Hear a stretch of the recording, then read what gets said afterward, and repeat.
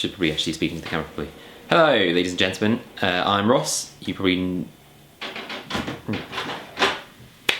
Thank you, printer. It's wonderful. Hello, ladies and gentlemen.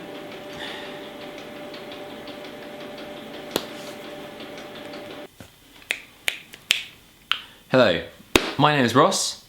I love film, and I decided this year I'm going to do a top 10 of my favourite films, which I wanted to do for a while. But here is the first effort in 2015. I hope you enjoyed 2015. There were some great films. Here to start us off are some honourable mentions. The most important honourable mention I need to give is to Jurassic World. As a huge Jurassic Park fan, I loved it.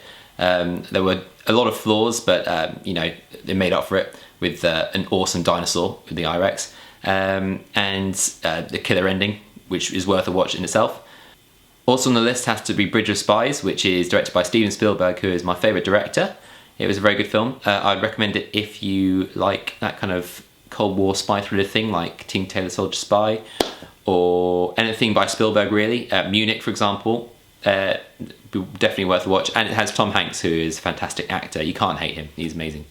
Lastly, in the honourable mentions, I have to give an award to Spectre for being a very solid James Bond film. Not as good as Casino Royale or Skyfall, but still an enjoyable film. I think if the villain had been a little bit better, Oberhauser, he didn't seem as menacing as I perhaps expected him to be.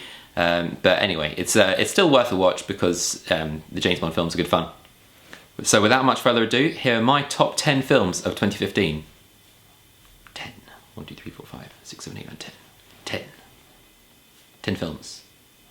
10.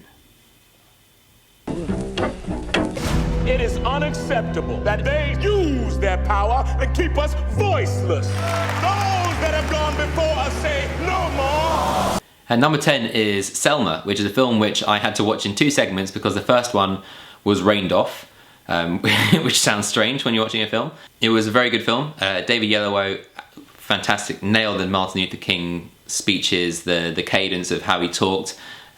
He was very convincing in the role, and well worth a watch if you have the time.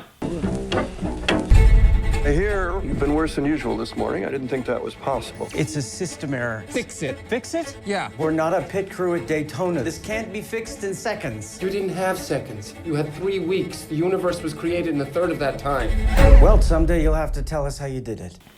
And number 9 is Steve Jobs, which was a film directed by Danny Boyle. He did a very interesting thing with a 3-act structure, which is, he kind of delineated the acts, so basically it takes place at 3 different time periods, and one of the things which he managed to do very well was continue like a character progression throughout those time periods, which is quite difficult to do. And the acting from Michael Fassbender as Steve Jobs, even though he looks nothing like him, was actually pretty good. We got Buddy Rich here. Little trouble there. You're rushing. Here we go. 5, 6, and... Were you rushing or were you dragging? I don't know. If you deliberately sabotage my band, I will gut you like a pig. Number 8 is another film that came out in 2015 in the UK, but came out in the previous year and was nominated in the previous year's Oscars. It's Whiplash.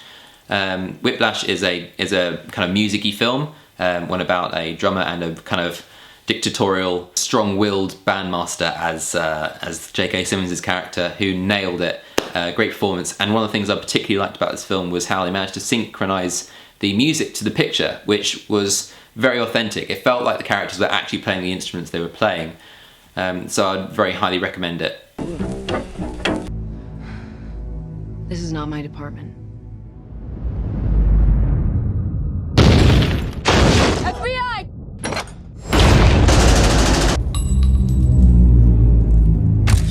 You want to be a part of this? Do we get an opportunity of the men responsible for today? The men who are really responsible for today. And number 7 is Sicario, which is a really dark thriller, which is, it's really good, really good, very tense. The atmosphere that is created and the shots by Roger Deakins, it is a gorgeous looking film. I'd recommend it if you're a fan of films such as, well, this is sort of a hybrid of Zero Dark 30, No Country for Old Men, and Prisoners. The last one is another Denis Villeneuve film, but a lot darker. But it is still pretty dark. You know, if you like the dark, if you're a vampire, worth a watch. And the score from Johan Johansson is possibly the most brooding score I've heard since Johnny Greenwood's score for There Will Be Blood, which is another one of my favourite films and another one of my favourite scores. I could say so much about this film, but one more thing I need to say is that Benicio del Toro absolutely steals the show. There is one scene near the end, I'm just going to say to those who've seen it, the dinner scene, that, wow, I was like on the edge of my seat. So make sure you check that out. I guarantee you that at some point, everything's gonna go south on you. Ready? And you're gonna say, this is it. This is how I end. Commander, Mark is dead. We have to go now.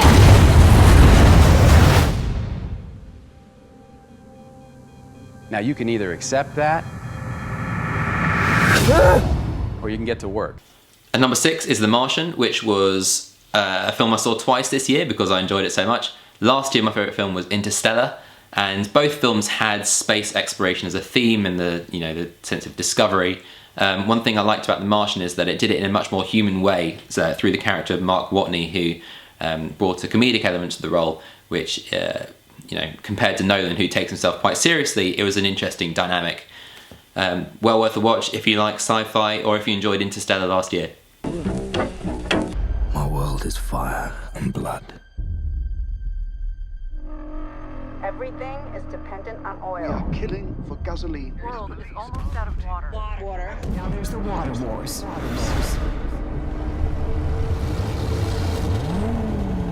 Here they come again.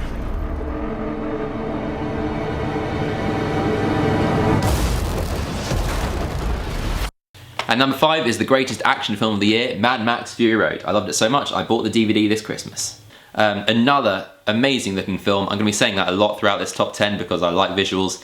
Mad Max was almost the perfect action film. It didn't bloat the plot too much with the unnecessary explanation. You left to kind of put things together for yourself. But the main kind of thing about it is, to sum it up, it's a 2-hour car chase, and you can't really go wrong with that. The practical effects blend seamlessly with the digital effects, and it looks and feels real. Like the rust looks like real rust, and the flames look like real flames. And I also have to give it a shout out for having the best trailer of the year, using Verdi's Requiem. It made me want to see that film so bad. So kudos to whoever directed the trailer.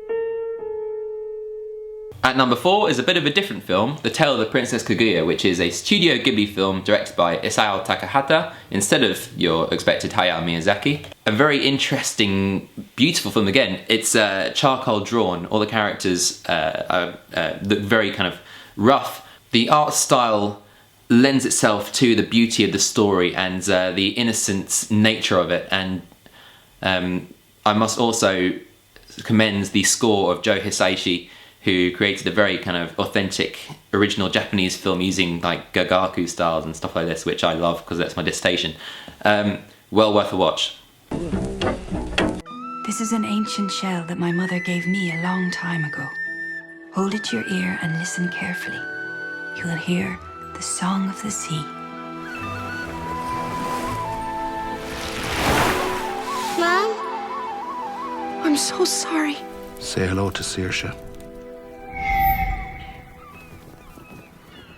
And number 3, Song of the Sea. This one I only watched a few days ago, finally got it on Blu-ray, and wow, what an amazing, amazing film. The story is about a young boy called Ben and his sister Saoirse, who is mute, and over the film we discover that she has some strange kind of magical powers which are inherited from her mum, and it's all about discovering her voice, and it's a beautiful tale, not only of Irish folklore but also of growing up.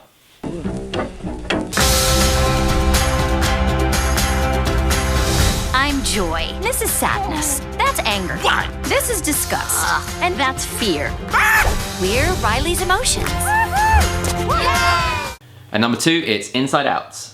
Inside Out is a complete return to form for Pixar. I love Pixar anyway. I love all their films, even the bad ones. But Inside Out was astonishing. For me, Inside Out was the greatest emotional journey of the year, which is a totally intended pun. I had the greatest range of happiness to crying. Well, I didn't actually cry, but I came close. And it's just such a beautiful film and tells a fantastic moral to adults and children alike, that it is much better to embrace the full spectrum of emotions, including what we see as the negative ones, than to try and stifle our negative emotions. And interestingly enough, Song of the Sea tells a very similar moral. So clearly, you know, watch both of them.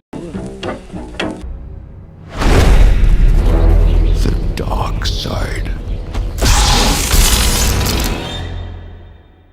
And the light.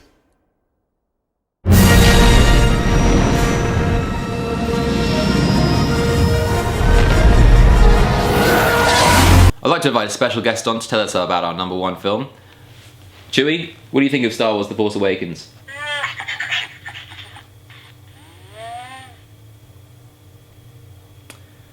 Well said. I am a huge Star Wars fan, and naturally going into The Force Awakens I was rather nervous. The trailers had they made it look pretty good, but I deliberately avoided the last one because I didn't want to see any spoilers whatsoever. I wanted to go into it completely fresh, and it was worth it. One of the things I loved about Star Wars The Force Awakens is that it had fully rounded characters who spoke like real people. It brought in some of the old characters like Han Solo and Princess Leia and a little bit of Luke Skywalker, and it was so good to see them back in action in Star Wars. Picking up again, Han Solo acted like just exactly like he was in the original trilogy. But we also had some great new additions such as Finn, Rey, Poe, BB-8. I can't even name a favourite. They were all so good. One of the things I've been saying about this film is that J.J. Abrams was not only a great choice as director, he was the correct choice as director. Thank you to Star Wars The Force Awakens for being the Star Wars film I always wanted to see. I'd place it right up there with Empire Strikes Back in terms of quality, although I'm yet to see it a second time, which I'll be doing over the coming days. So that was my top 10 of 2015. Thank you for watching through this. If you enjoyed this, then leave a comment or a like or whatever, and I might do one in 2016. We'll see. My New Year's resolution, which I will probably completely fail at now, is to watch one new film a week, every week in 2016. So it's going to be very expensive for me, but it's going to be worth it. So catch me at the end of 2016, maybe, for another one of these year roundup things, top 10s, maybe.